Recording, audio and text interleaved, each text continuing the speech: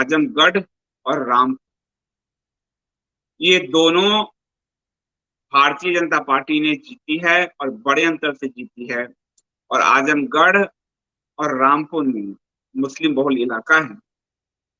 आजमगढ़ में सबसे बड़ी बात ये रही कि जो घनश्याम लोधी जीते हैं भाजपा के, वो 42,000 वोटों से जीते हैं और वो आजम खान के प्रिय उम्मीदवार को उन्होंने हराया है।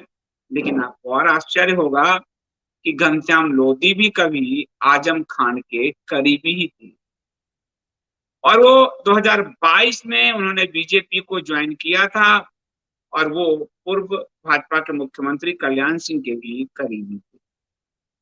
ये जो आजम खान का पूरा इलाका है और असीम राजा उसका चेला था।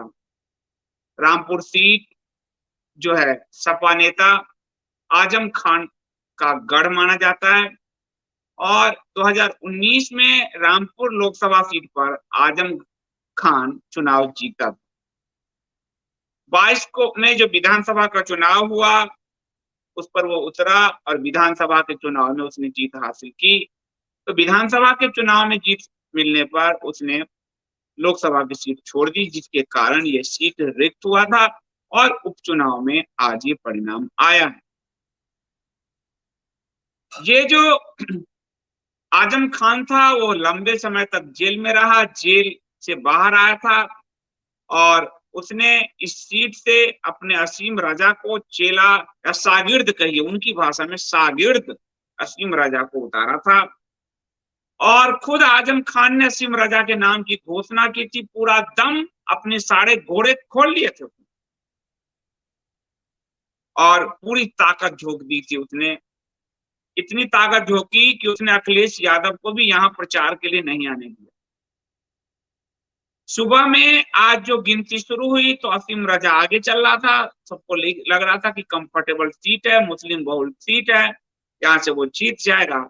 लेकिन शाम होते होते उसकी उम्मीदों पर बिजली गिर गई और जो घनश्याम लोधी एमएलसी थे वो जीते।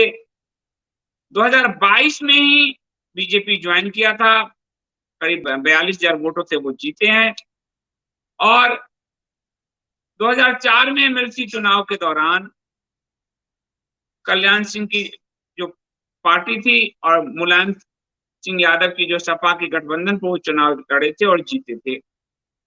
तो ये एक बड़ी हार आजम खान की हुई है और दूसरी हार अखिलेश बबुआ की हुई है। बीजेपी के भोजपुरी स्टार निरहुआ ने मुलायम सिंह के परिवार से अखिलेश के भाई धर्मेंद्र यादव को परास्त किया।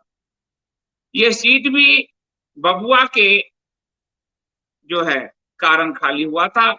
यूपी में लोकसभा उपचुनाव में जो रामगढ़ के बाद आजमगढ़ पे भाजपा की ये जीत, और ये जो जीत है इसको योगी की जीत मानी जानी चाहिए, खुलकर मानी जानी चाहिए। क्योंकि मुझे याद है 14 के चुनाव के बाद जो उपचुनाव हुए थे और भाजपा नहीं जीत पाई थी, 2014 में मोदी जी की प्रचंड बहुमत से सरकार बनी, उसके बाद यूपी में जो उपचुनाव हुए उसमें भाजपा नहीं जीती थी, वो परिणाम नहीं दे पाई, तो आरोप योगी पर भाजपा ने ही लगा दिया था कि उनकी हार्ड हिटिंग हिंदू पॉलिटिक्स का खामियाजा भुगतना पड़ा।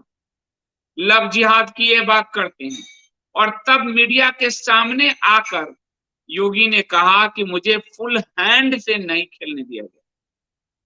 ये माना जा रहा था उस समय कि ये उपचुनाव जीतेंगे योगी तो आगे वो चेहरा हो सकते हैं 17 के मुख्यमंत्री का। लेकिन उस उपचुनाव के हारने के बाद योगी पे भाजपा के अंदर से ही लांछन लगे थे। तो आज जब ये उपचुनाव जीते हैं दोबारा सत्ता में आके, तो इसका श्रेय भी योगी को जाना चाहिए। मैं वही समानता वाले सिद्धांत को ही लगा रहा हूँ। यदि हार का ठीकरा योगी पे तो जीत का भी श्रेय उनके जाना चाहिए। तो आजमगढ़ रामपुर और आजमगढ़ ये दोनों मुस्लिम बहुल और सपा का गढ़। आजमगढ़ से दिनेश लाल यादव निरहुआ भोजपुरी के बड़े अभिनेता, उन्होंने जीत हासिल की और अखिलेश यादव के भाई चचेरे भाई धर्मेंद्र यादव को हराया।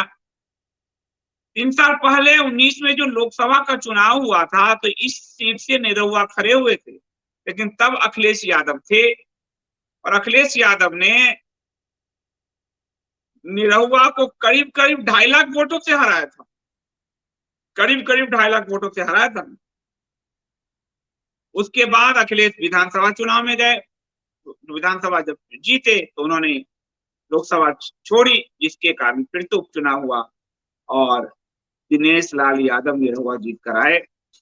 2-3 भोजपुरी सुपरस्टार भाजपा की तरफ से अभी लोकसभा में, दिल्ली से, उत्तर पूर्वी दिल्ली से भोजपुरी के बड़े सुपरस्टार, गायक और जिनके कारण भोजपुरी सिनेमा ने रिवाइव किया ससुरा बड़ा पैसा वाला फिल्म से, वो मनोज तिवारी, गोरखपुर महाराज जी का क्षेत्र जहां से रवि किशन और अब आजमगढ़ से दिनेश लाल यादव निरहुआ, तो भोजपुरी के तो 3 बड़े सुपरस्टार हैं, तो तीनों इस समय भारतीय जनता पार्टी की तरफ से लोकसभा में हैं। तो अखिलेश यादव जो है, अखिलेश यादव और खासकर आजम खान दोनों के मुंह पर तमाचा लगा है और ये तमाचा पड़ते रहना चाहिए और मुस्लिम तुष्टिकरण वालों को पड़ते रहना चाहिए, वो किसी भी पार्टी में हो। हिंदुओं की जीत है, बीजेपी की नहीं। मनीष जैन जी ठीक कहा आपने, परंतु मुझे कहना है क्योंकि पार्टी है,